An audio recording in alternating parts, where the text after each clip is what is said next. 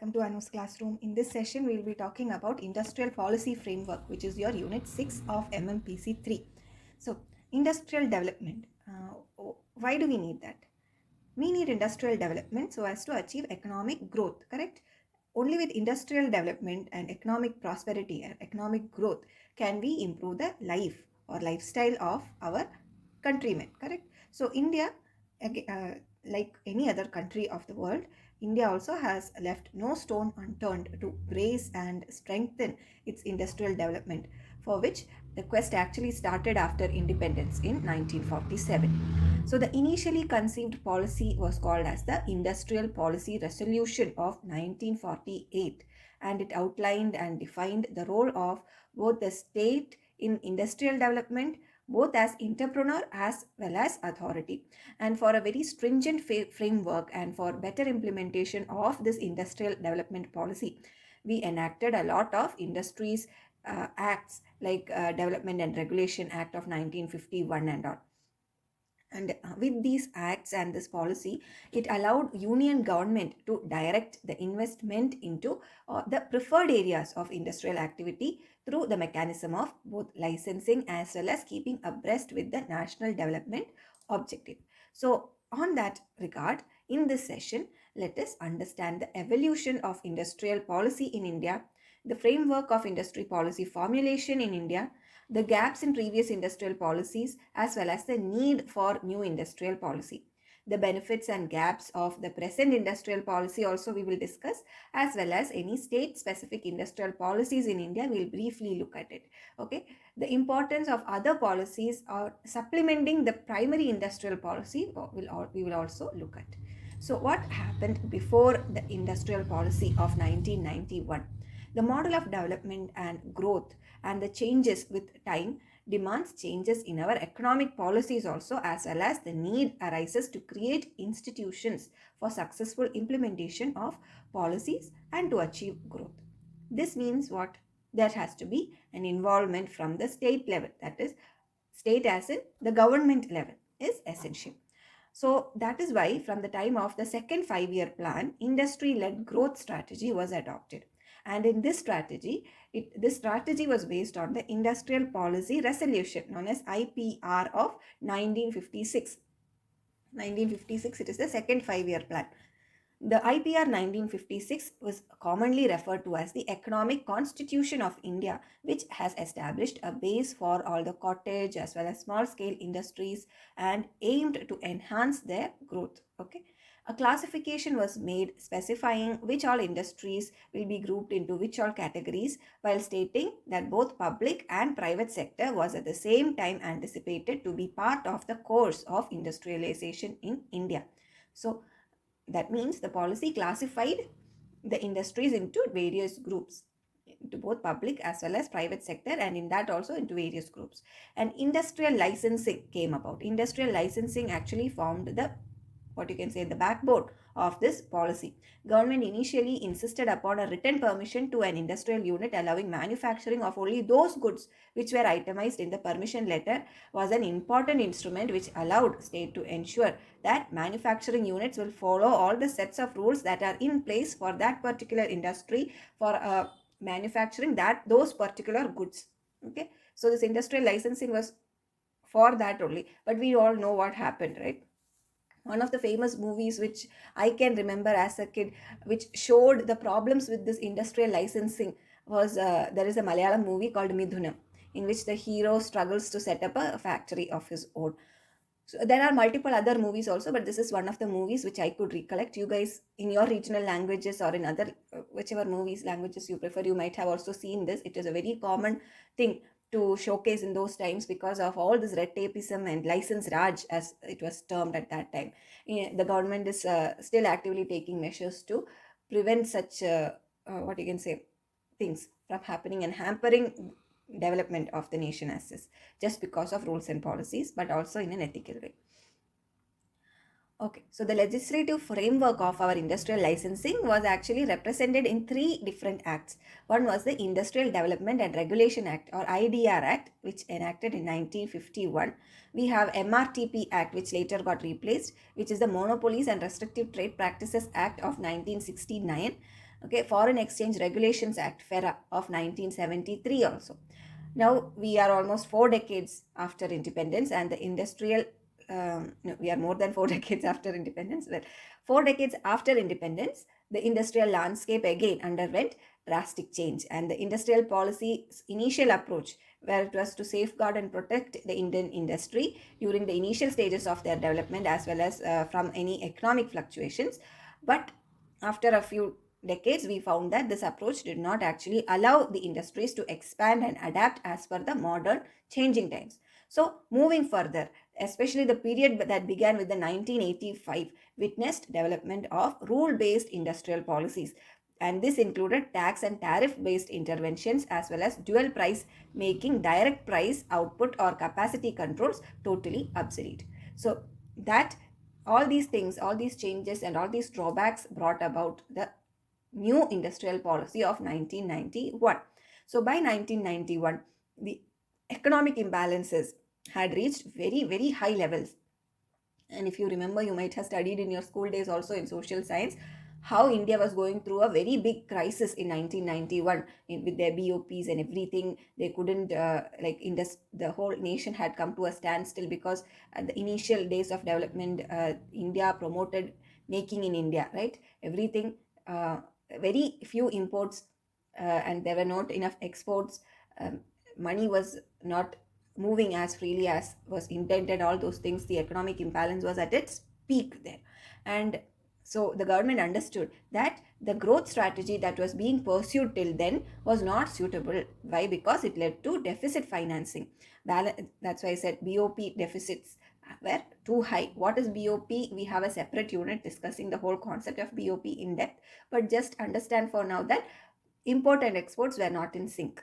Okay, so all these fluctuations led to a loss of foreign exchange capital and other funds as well as resources. So what the government did, they actually, there's a whole story behind it about how we had to approach IMF and all, World Bank and things like that. But anyways, the after effect of all those things was that a new set of policy structure and new objective gave birth to the revised policy or revised new industrial policy, and it was announced in the July 24th of July 1991. The principal objective of this new industrial policy known as NIP 1991 was to amalgamate all the assets and advances gained during these decades of economic planning over 1951 to 91 and ensure that the weaknesses, majorly in low productivity with high production costs, be closely attended to. And so this new policy actually focused on improving and maintaining a well balanced or sustained growth in the industrial productivity with ample employment opportunities. So a major area of attention here was to achieve international competitiveness. It was also emphasized that these objectives of NIP will keep a check on the sustainability concerns like protection of the environment and efficient use of available resources and all. So the major changes in the NIP 1991, if we have to list down, you can list down like this, that with this new wave, industrial licensing was eliminated for all projects excluding a few industries. So the industries that were such industries were primarily those industries which were of security and strategic concerns, which still needed licensing, like the production of hazardous substances and things like that. So industry specifically cited to procure industry licensing, okay, according to the new industrial licensing policy, where distilleries and alcoholic drink breweries, defense equipment manufacturers, electronic or aerospace and defense aircraft, warship, aerospace substitute industries, industrial explosives, including those require producing detonating fuses, safety fuses, gunpowders, so such things, tobacco products, they all still needed licensing, but the rest of them did not, no longer needed licensing. Similarly, also strategic importance like generation of atomic energy, railways, they were also kept out from the public sector. Rest every other industry could was allowed to also be allowed to be privatized also. So barring a few sensitive sectors, automatic approval started or was enabled or available for foreign direct investment also.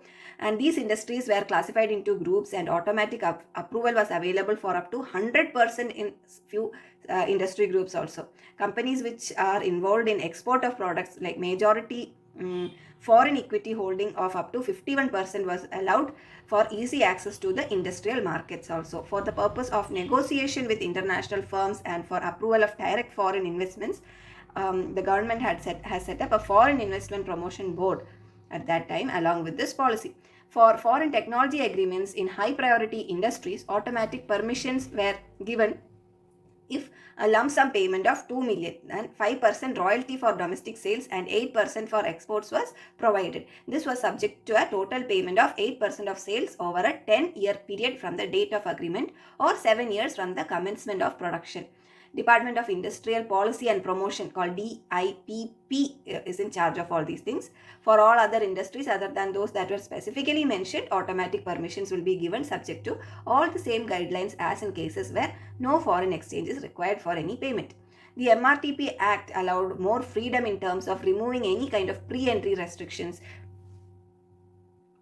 The MRTP Act allowed more freedom in terms of removing pre-entry restrictions, prior approvals from the government for establishing any new undertaking, or even while getting involved in amalgamations or mergers of industrial units.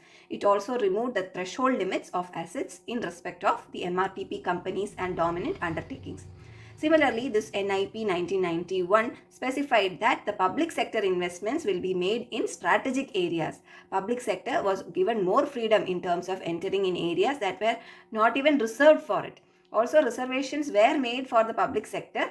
So, all those public enterprises which were in a very bad shape had to be referred to the Board of Industrial and Financial Reconstitution for revival schemes. Right now, that is being done by the Bankruptcy Board, but earlier, during the time of the New Industrial Policy 1991, it was taken care by Board of Industrial and Financial Reconstitution. Furthermore, attention was also given to encourage a wider public involvement in order to increase the resources. And a new view on shareholding was offered. In the public sector, a part of the government's shareholding was opened to mutual funds, also financial institutions, as well as general public and workers. So these are a few things about new industrial policy. This is an important concept actually. It has come up multiple times. Okay.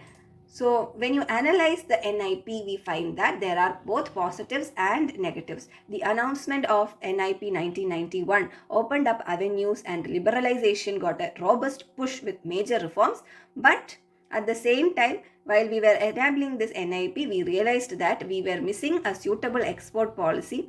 There were distortions in the investment patterns, and some industries were booming while some were struggling with very slow pace of investments. Okay, a bond between the new sector with that of older ones was missing.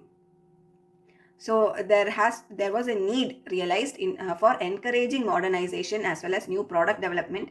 Modernization, deviations, and reformations often led to displacement of labor, and this labor displacement and rehabilitation were equally concerning issues.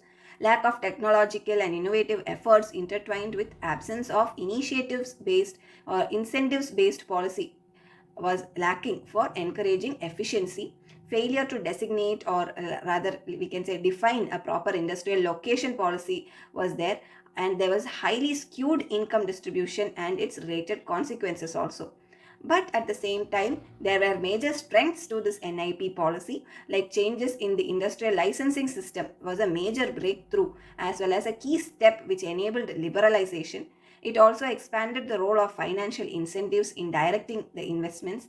For efficiency and to strengthen domestic firms, internal deregulation was encouraged, and this is expected to inject much more competition into the system, creating incentives for cost reduction also.